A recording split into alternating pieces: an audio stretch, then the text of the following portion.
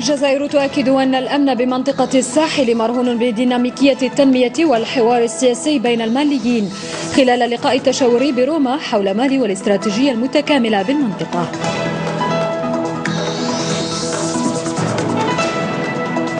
في مصر تواصل الحوار الوطني بين السلطة والمعارضة، والرئيس المصري يوافق على إجراء تعديلات في المادة السادسة من الدستور.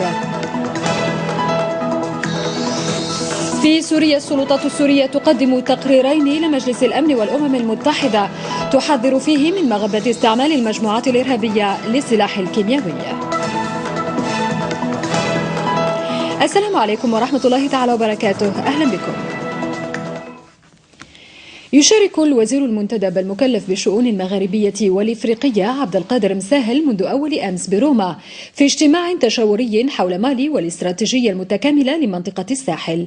الاجتماع الذي يترأسه المبعوث الخاص للأمين العام الأممي لمنطقة الساحل رومانو برودي، ويشارك فيه كل الممثلين والمبعوثين الخاصين لمالي.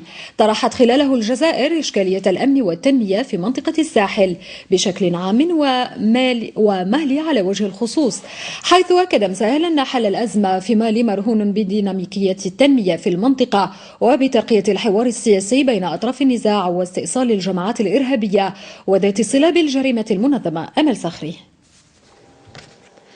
الأمن والتنمية في منطقة الساحل الصحراوي ثنائية ينبغي التمعن فيها بالنظر إلى تغذية الجوع بتبعاته لعدم الاستقرار في جزء من القارة الإفريقية يحمل في باطنه ما يسيل لعاب المتربصين به. مسألة هامة فصل فيها بروما المشاركون في الاجتماع التشاوري حول مالي والاستراتيجية المتكاملة لمنطقة الساحل.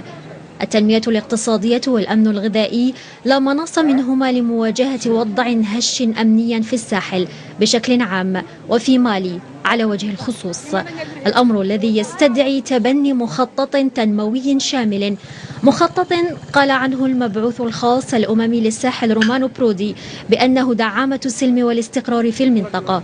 مقاربة كانت الجزائر قد رسمت معالمها من خلال إرساء شراكة بين بلدان إفريقيا والشركاء الأجانب.